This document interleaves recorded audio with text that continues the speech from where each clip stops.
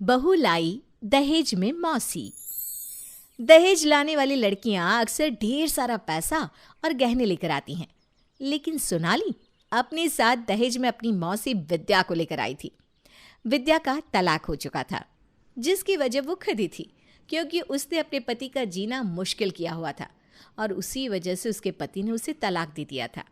इन सब बातों से बेखबर सोनाली अपनी मौसी को ससुराल ले आई। कुछ दिनों तक तो सब कुछ ठीक चल रहा था, लेकिन सोनाली को ससुराल में खुश देख विद्या से सहन नहीं हुआ। उसे अब सोनाली और उसके हंसते खिलते परिवार से जलन होने लगी। फिर क्या था, बस लग गई विद्या अपने काम पर।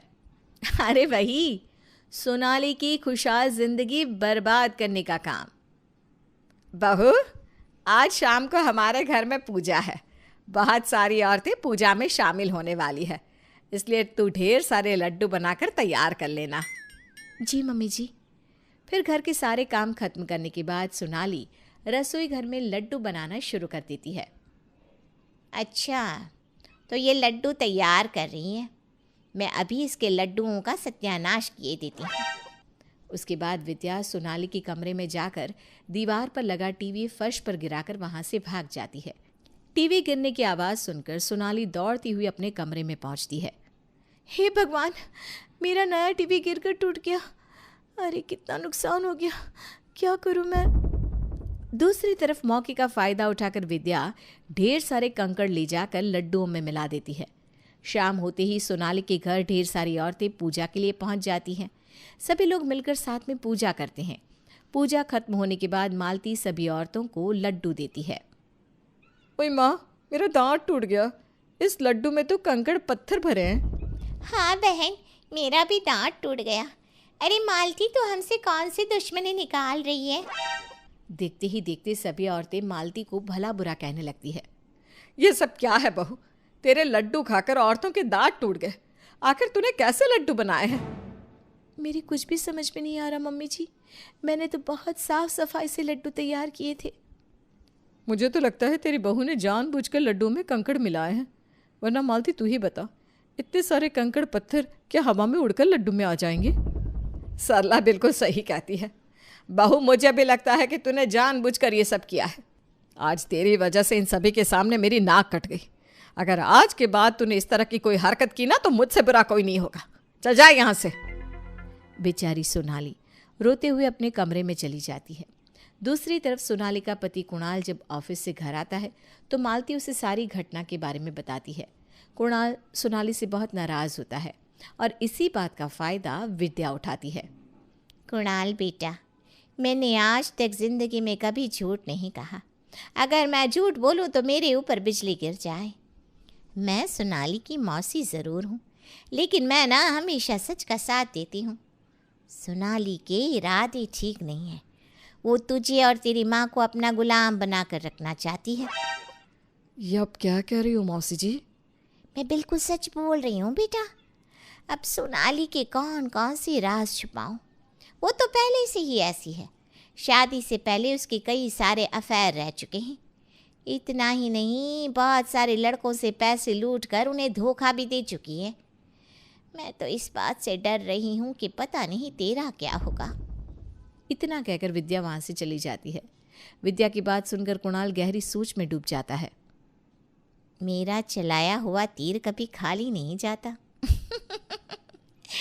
बेटे के कान तो भर दिए हैं, बस अब इसकी माँ के भी कान भरने पड़ेंगे। उसके बाद मेरा काम बहुत आसान हो जाएगा। इस तरह से कुछ दिन बीत जाते हैं। फिर एक दिन, मम्मी जी, पिछले कुछ दिनों से मेरी तबीयत ठीक नहीं चल रही है। आज डॉक्टर के साथ मेरा अपॉइंटमेंट है, मुझे अभी जाना होगा, इसलिए आज घर के सारे काम आप कर लेना। मालती मुंह बनाकर हाँ में सर हिला देती है। फिर सोनाली के जाते ही मालती घर के कामों में व्यस्त हो जाती है। राम राम राम, घोर कलयुग आ गया है। बहू के रहते सास को काम करने पड़ रहे हैं। अब क्या करूं, बहू का डॉक्टर के पास जाना ज़रूरी था, इसलिए मैं उसे मना नहीं कर पाई। देखो, मैं तो कभी झूठ नहीं बोलती। अगर मैं झूठ बोलूँ तो इसी वक्त मेरे ऊपर बिजली गिर जाए। मालती बहन, तुमसे ज़्यादा मैं सोनाली को जानती हूँ। वैसे वो कल अपनी माँ से बात कर रही थी कि मैं कुछ दिनों में अपनी सास को इस घर की नौकरानी बनाकर रख दूंगी। ये सब क्या कह रही हैं विद्या जी? मैं तो हमेशा सच बोलती हूँ। उस दिन देखा नहीं आपने? आपकी बेइज्जती करने के लिए जानबूझकर लड्डुओं में कंकड़ पत्थर मिला दिए थे। अरे अब तो अपनी आंखें खोलिए। इस तरह अपनी चालाकी भरी बातों से विद्या मालती को पूरी तरह सोनाली के खिलाफ कर देती है। फिर अगले दिन सोनाली को सबक सिखाने के लिए मालती जानबूझकर अपने घर के कपड़ों के साथ साथ आस पड़ोस के लोगों के कपड़े भी लाकर सोनाली के सामने पटक देती है। चल बहू, जल्दी से कपड़े धोना शुरू कर। दोपहर तक सारे कपड़े धुल जाने चाहिए। और हाँ, मैंने आज मोहल्ले की 50 औरतों को खाना खाने के लिए बुलाया है। कपड़े धोने के बाद तुझे उन सब के लिए खाना भी बनाना है। मम्मी जी, आप होश में तो है? यहाँ ट्रक भर के कपड़े मेरे सामने पटक रखें और ऊपर से कहती है कि इन्हें धोने के बाद 50 औरतों के लिए खाना भी बनाओ। आखिर मैं इंसान हूँ, कोई मशीन नहीं हूँ। अच्छा, आज पहली बार काम करने का मौका आया तो तू मुझे अपना असली रंग दिखा रही है। मैं कुछ नहीं जानती। सारे कपड़े धुलने के साथ साथ खाना भी बनकर तैयार हो जाना चाहिए। माँ बिल्कुल ठीक कहती है सोनाली, तुम्हें काम तो करना ही पड़ेगा, वरना तुम्हारी खैर नहीं। सोनाली के सामने कोई और रास्ता नहीं था, इसलिए मजबूर होकर कपड़े धोना शुरू कर देती है। घर में महाभारत करवाकर विद्या मन ही मन अपनी जीत का जश्न मना रही थी, लेकिन दूसरी तरफ सोनाली के ससुर रमाकांत बहुत ही तजुर्बेकार और दूरदर्शी व्यक्ति थे।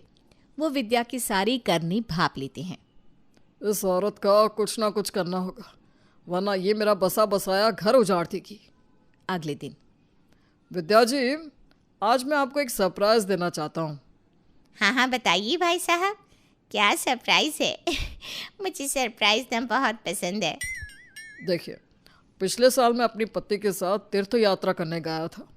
सच कहता हूँ, मन को बहुत सुकून मिला। इसलिए मैं चाहता हूँ कि आप भी जाकर तीर्थ यात्रा करें। ये देखिए, मैंने आपके लिए टिकट भी मंगवा लिया है और साथ ही आपके जाने का सारा बंदोबस्त कर दिया है। दोपहर को ही आपकी गाड़ी है। बाबूजी, ये तो बहुत अच्छी बात है। हाँ मौसी, तुम्हें ना तीर्थ यात्रा पर जाना ही चाहिए। ऐसा मौका बार बार नहीं मिलता। अचानक रमाकांत के फैसले से विद्या को कोई जवाब नहीं सूझ रहा था, इसलिए मजबूर होकर विद्या दोपहर की गाड़ी में बैठकर तीर्थ यात्रा के लिए निकल पड़ती है। कुछ घंटों के बाद रमाकांत विद्या को फोन लगाते हैं। विद्या जी, मैं आप जैसे दुष्ट औरतों को बड़ी अच्छी तरह पहचानता हूँ। मेरे जीते जी कोई मेरे सुखी संसार में आग नहीं लगा सकता। मैं सबके सामने आपकी बेइज्जती नहीं करना चाहता था, इसलिए ये तरीका अपनाया। आज के बाद दोबारा कभी मेरे घर की और आंख उठाकर भी मत देखना। इतना कहकर रमाकांत फोन काट देते हैं। फिर उस दिन के बाद से विद्या दोबारा कभी सोनाली के ससुराल जाने की हिम्मत नहीं करती। इस तरह से सब कुछ ठीक हो जाता है और सोनाली अपने ससुराल में हंसी खुशी अपना जीवन जीने लगती है।